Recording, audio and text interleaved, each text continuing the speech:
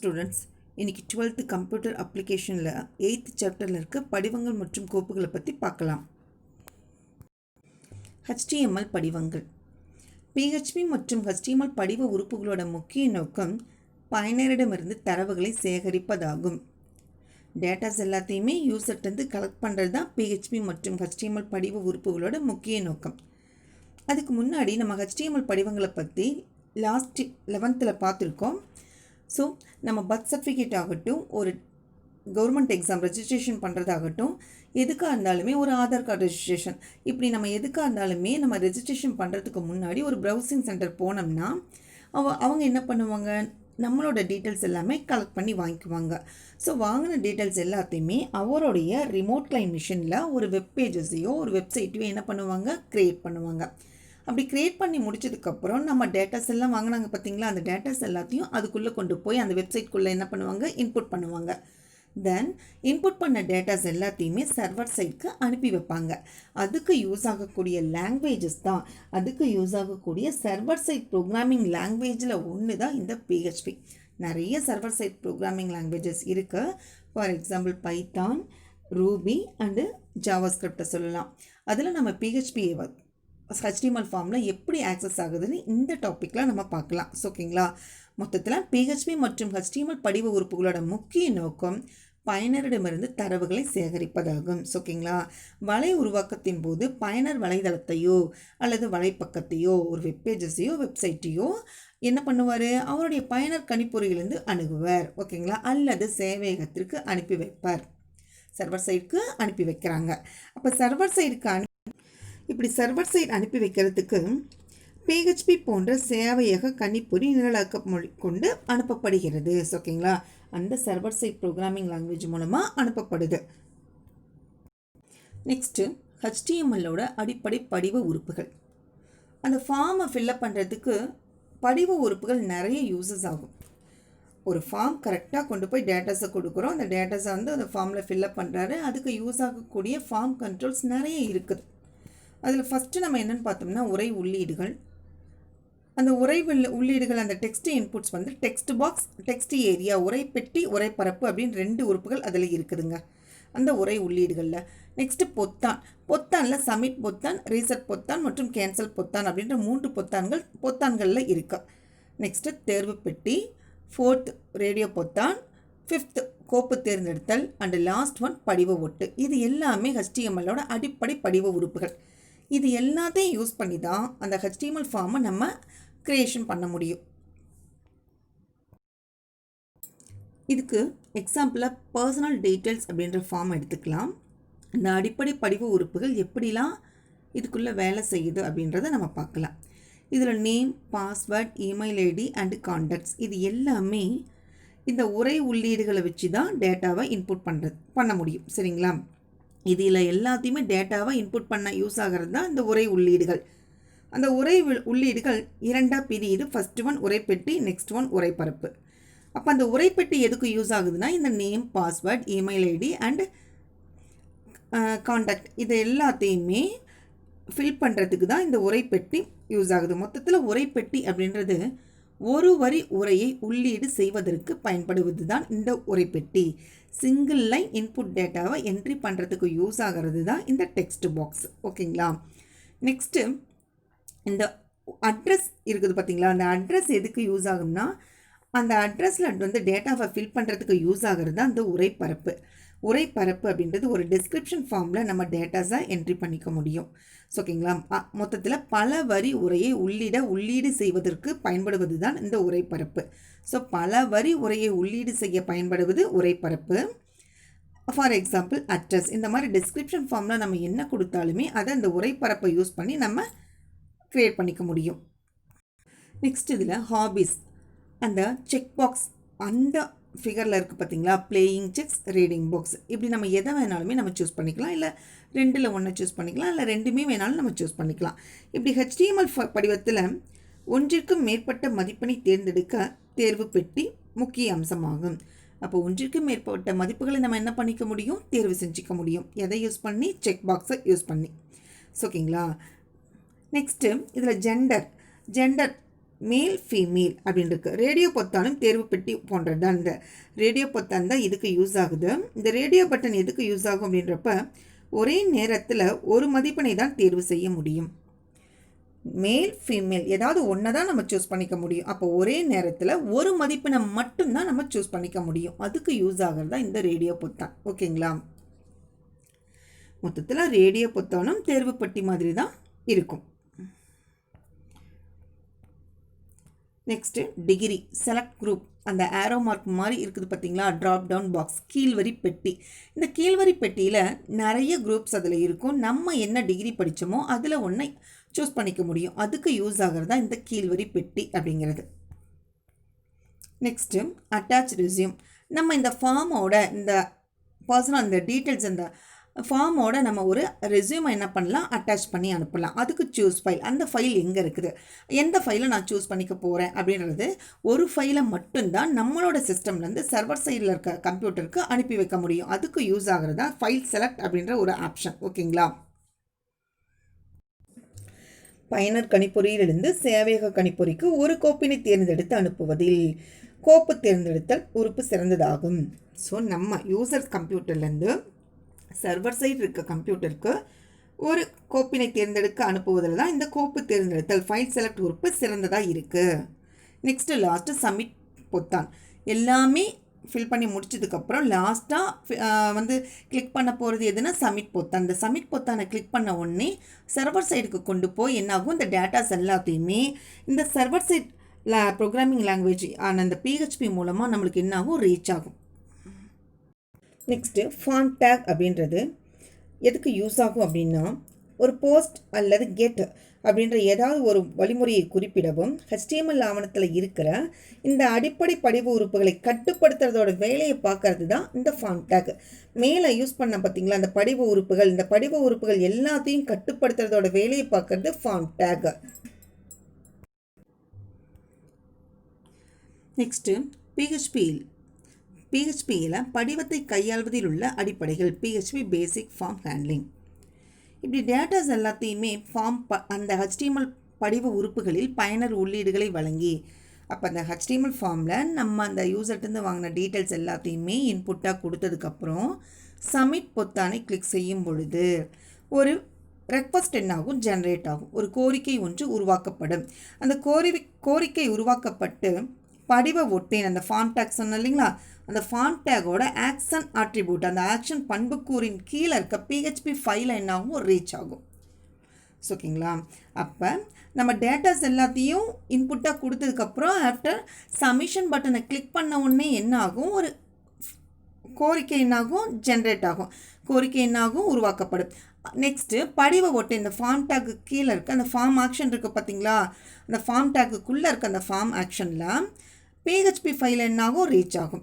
இப்படி அனைத்து உள்ளீட்டு மதிப்புகளும் இன்புட்டாக கொடுத்த எல்லா வேல்யூஸையும் ஒன்றாக்கி போஸ்ட் அல்லது கெட் வழிமுறை மூலம், அப்போ எல்லா இன்புட் வேல்யூஸும் ஏதாவது ஒரு மெத்தடில் தான் நம்ம சர்வரை போய் ரீச் ஆகும். அப்போ ஏதாவது ஒரு மெத்தடை நம்ம என்ன பண்ண போகிறோம், யூஸ் பண்ணி சர்வருக்கு அனுப்பப்படுகிறது. ஓகேங்களா?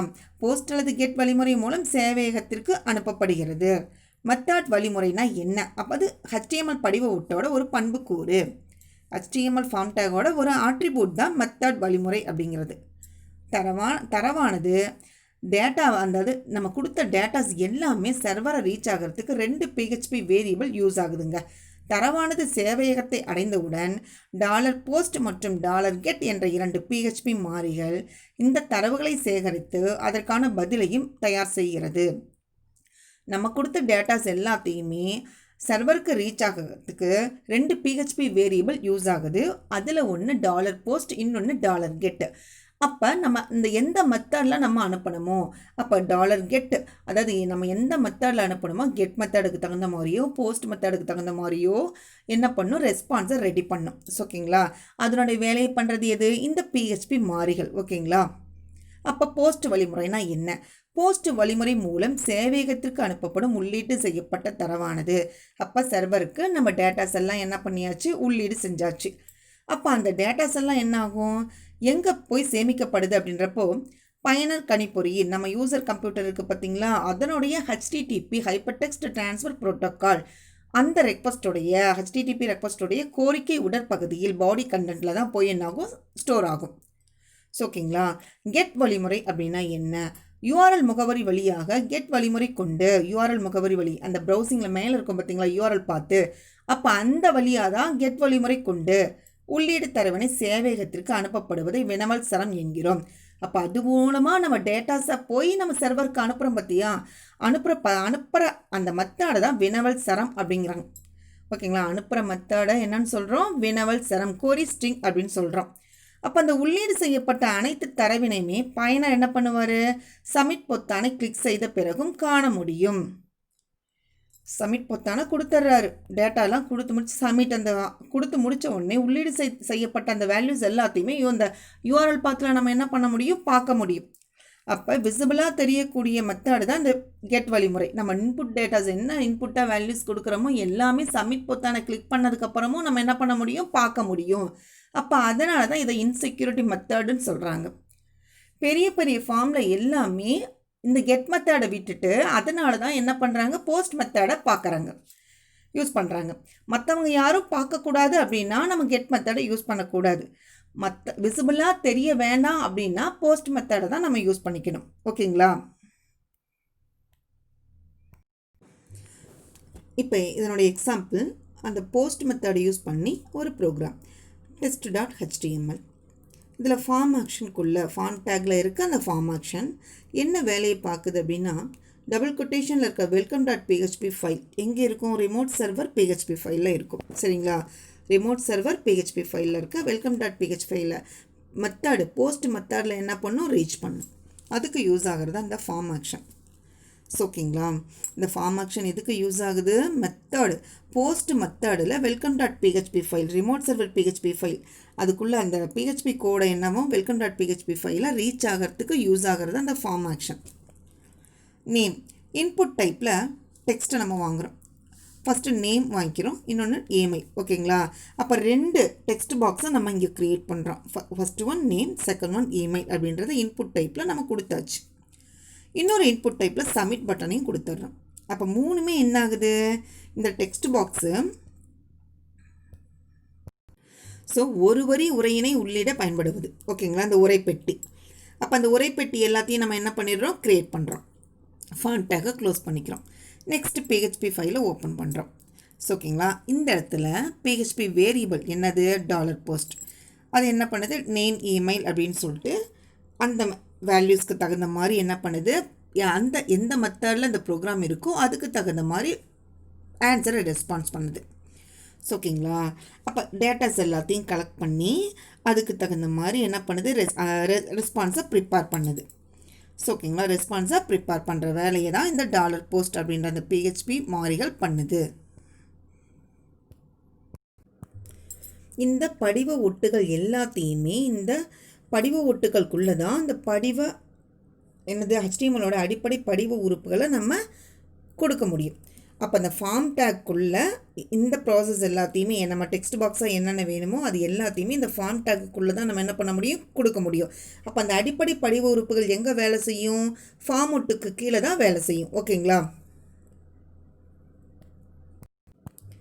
இதே ப்ரோக்ராமை நம்ம கெட் மெத்தடு கெட் அப்படின்னு சொல்லிட்டு நம்ம கொடுத்துருந்தோம்னா அந்த யூஆர்எல் பாத்தில் நம்ம கொடுத்த அந்த இன்புட் வேல்யூஸ் எல்லாமே சப்மிட் பட்டனை கிளிக் பண்ணதுக்கப்புறமும் என்ன ஆகும்? விசிபிள் ஆகும். சரிங்களா.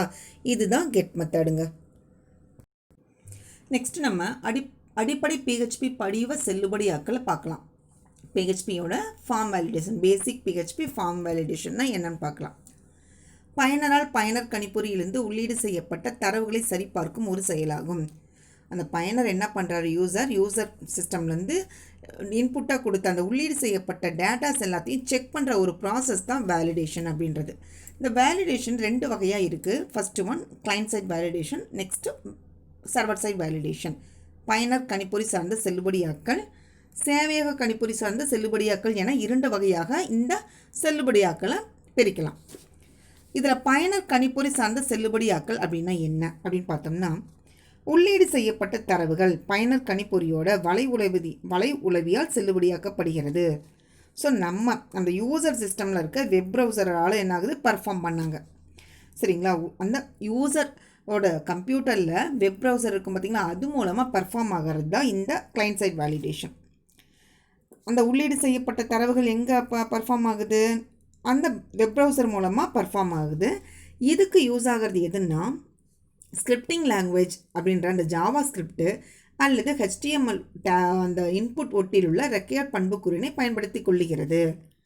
HTMLோட இன்புட் டேகில் இருக்க அந்த ரெக்கையர்ட் ஆட்ரிபியூட்டை என்ன பண்ணுது? யூஸ் பண்ணிக்குது. சரிங்களா? இல்லைன்னா ஜாவா ஸ்கிரிப்டுகளை சேர்ந்த ஜாவா ஸ்கிரிப்டு, இல்லைன்னா என்ன பண்ணுது? கணிப்பொறி சார்ந்த ஸ்கிரிப்டுகளான ஜாவா ஸ்கிரிப்டை யூஸ் பண்ணிக்கலாம் ஒன்று. இல்லைன்னா HTMLோட இன்புட் டேகில் இருக்க ரெக்கையர்ட் ஆட்ரிபியூட்டினை என்ன பண்ணிக்கலாம்? பயன்படுத்திக்கலாம். எதில்? கிளைண்ட் சைட் வேலிடேஷனில். சரிங்களா? இப்படி உள்ளீடு செய்யப்பட்ட தரவுகளை செல்லுபடி ஆக்கிறதுக்கு, எது மூலமாக? வெப் ப்ரௌசர் மூலமாக செல்லுபடி ஆக்கிறதுக்கு, பெர்ஃபார்ம் பண்ணுறதுக்கு இந்த இடத்துல நம்ம ரெக்கையர்ட் ஆட்ரிபியூட்டை இந்த ப்ரோக்ராமில் நம்ம யூஸ் பண்ணியிருக்கோங்க. இன்புட் டேகில் நம்ம என்ன கொடுத்துருக்கோம்? ரெக்கையர்ட் ஆட்ரிபியூட், HTML இருக்க ரெக்கையர்ட் ஆட்ரிபியூட்டை நம்ம வாங்கியிருக்கோம். ஃபார்ம் ஆக்ஷனுக்குள்ளே ஃபார்ம் டேக்கில் ஃபார்ம் ஆக்ஷன் welcome.php ஃபைலில் என்ன ஆகுது? ரீச் ஆகுது. டெக்ஸ்ட் அப்படின்ற அந்த இன்புட் டைப்பில் டெக்ஸ்ட் நேமை கொடுக்குறோம். நேமை ரெக்கையர்ட் பண்ணுறோம். இன்புட் டைப்பில் சப்மிட் பட்டனையும் நம்ம வாங்கிக்கிறோம். சரிங்களா? அப்போ டெக்ஸ்ட் பாக்ஸை 2 டெக்ஸ்ட் பாக்ஸை நம்ம இங்கே க்ரியேட் பண்ணுறோம். யூசர் நேம் அப்படின்னு சொல்லிட்டு அந்த இடத்துல please fill in this field, அதுதான் ரெக்கையர்ட் ஆட்ரிபியூட் இன் HTML. அந்த ரெக்கையர்ட் ஆட்ரிபியூட் இன் HTML எதுக்கு யூஸ் ஆகுது? இந்த இடத்துல நேமை ஃபில் பண்ணுங்கள் அப்படின்னு சொல்கிறதுக்கு ரெக்கையர் பண்ணுது. Next submit. இது எல்லாமே சப்மிஷன் பண்ணுறதுக்கு முன்னாடி நடக்கக்கூடிய ப்ராசஸ். ஓகேங்களா? அப்போ மொத்தத்தில் கிளைண்ட் சைட் வேலிடேஷன் அப்படின்றது before the submission process or called client side validation. சப்மிஷனுக்கு முன்னாடி நடக்கக்கூடிய செயல்கள். சரிங்களா? அதை தான் என்ன சொல்கிறோம்? கிளைண்ட் சைட் வேலிடேஷன், பயனர் கணிப்பொறி சார்ந்த செல்லுபடியாக்கல் என அழைக்கலாம். நெக்ஸ்ட்டு நம்ம பார்த்தோம்னா செகண்டு, சேவையக கணிப்பொறி சார்ந்த செல்லுபடியாக்கல். தரவினை சமர்ப்பித்த பிறகு சேவையக கணிப்பொறியில் செல்லுபடியாக்கல் செய்யப்படுகிறது. ஸோ ஆஃப்டர் சப்மிஷன் என்ன ஆகுன்னா இந்த ப்ராசஸ் நடக்கும். சர்வர் சைட் வேலிடேஷனில் ஆஃப்டர் சப்மிஷனில் தான் இந்த ப்ராசஸ் நடக்கும். ஓகேங்களா? இதுக்கு யூஸ் ஆகக்கூடியது தான் அந்த சர்வர் சைட் கம்ப்யூட்டரில் இருக்க PHP, ASP ஆர் JS1 இருக்குது, மாற்றிக்கோங்க, போன்ற நிரலாக்க மொழிகள் பயன்படுத்தப்படுகிறது. சரிங்களா? அப்போ அந்த இதுக்கு யூஸ் ஆகக்கூடிய programming server side programming languages தான் PHP, ASP ஆர் JSP அப்படிங்கிறது. அப்போ ஆஃப்டர் சப்மிஷன் ப்ராசஸ் நடந்துச்சுன்னா சேவையக கணிப்பொறியில் செல்லுபடியாக்கல் செய்யப்படுகிறது. ஆஃப்டர் சப்மிஷன் சர்வர் சைடில் இருக்க கம்ப்யூட்டரில் ப்ராசஸ் நடக்குது பார்த்தீங்களா, அதுதான் சர்வர் சைட் வேலிடேஷன் அப்படிங்கிறது. அப்போ கிளைண்ட் சைட் வேலிடேஷன் என்னன்னு பார்த்தாச்சு, தென் சர்வர் சைட் வேலிடேஷன் என்னன்னு பார்த்தாச்சு. Client side validation before the submission, server side validation அப்படின்றது ஆஃப்டர் த சப்மிஷன். ஸோ ஓகேங்களா? இதுக்கு யூஸ் ஆகக்கூடிய நிரலாக்க மொழிகள் தான் என்னென்னு பார்த்தோம்னா PHP, ASP ஆர் JSP அப்படின்றது. ஸோ ஓகேங்களா? நெக்ஸ்ட்டு ரிமைனிங் டாப்பிக்காக நெக்ஸ்ட் கிளாஸில் பார்க்கலாம். தேங்க்யூ.